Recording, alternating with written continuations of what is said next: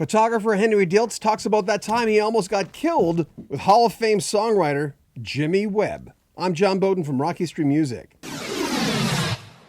First of all, let me just say that, Jimmy, if you're watching, I've kind of been chasing you for an interview for a long time. Now, I know maybe you don't get your own messages, but before I die, I want to interview Jimmy Webb. Anyway, Henry Diltz, who was the official photographer for Woodstock, did so many album covers. James Taylor, The Doors, the first two Eagles albums, Crosby, Stills, and Nash. There's a long list. And he's put himself in interesting situations, of course, as you can imagine, to get those perfect pictures. Like the time Jimmy Webb wanted him to get on a glider for an album cover. Well, the two almost died. I went up in a glider with Jimmy Webb to do his album cover.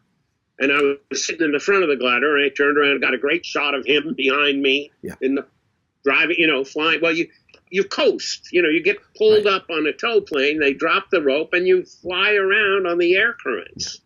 So we got some great shots, and we were looking at him, and I also had my Super 8 movie that day, and I turned around, took some movies of him and the wing out in the beautiful sky and the mountains below, and we looked at that Super 8 movie and said, wow, that looks great. Let's go out there and do 16 millimeter. No, 35 millimeter, like a great big Aeroflex camera, which we rented two of them, went out about a month later to make a movie. And we went way up in the mountains and got, the tow plane let us off. And we flew around a little bit, and then we went to fly out down the mountain onto the desert where we could then land. Right. But we started sinking down too low to make it over the mountain pass. We got caught in a ring of mountains in a downdraft. And Jimmy said, we're going down.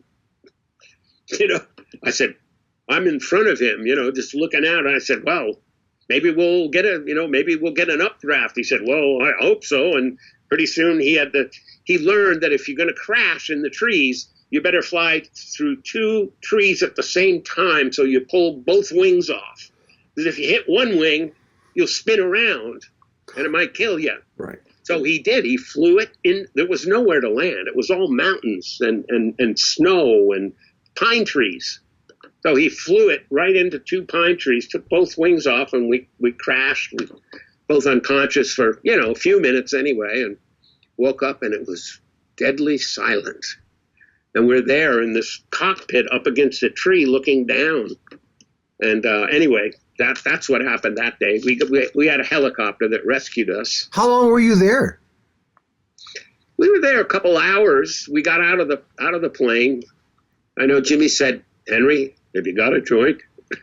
First of all, it's quiet, and I know, and I opened my eyes, I saw blood dripping on the side of the cockpit. I had a cut right up here on my forehead, and I twisted my ankle. He had a couple of cuts, one next to his eye from the plastic canopy breaking. And the film, we were filming all of it. It was like confetti in the trees. The camera broke. All the film flew out. So I hear this behind me, Henry, are you okay? I said, yeah, I think so.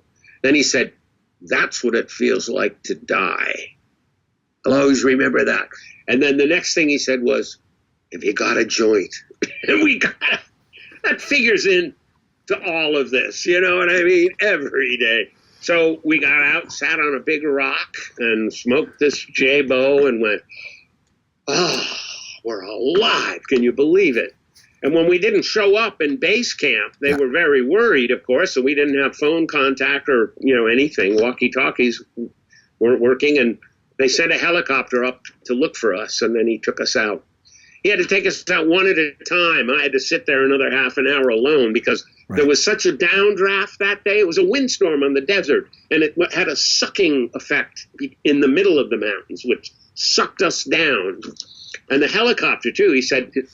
First of all, the helicopter, a Bell Jet Ranger helicopter, he said, we're barely getting out of here with two people in it, the pilot and one person. And he said, you guys are some of the first live people I've taken out of these hills. Oh, my God. Yeah. You and Mr. Wichita lineman. Wow. Yes. Yeah. It was quite an experience, if I lived next door to Henry Diltz, I'd be knocking on his door every freaking day.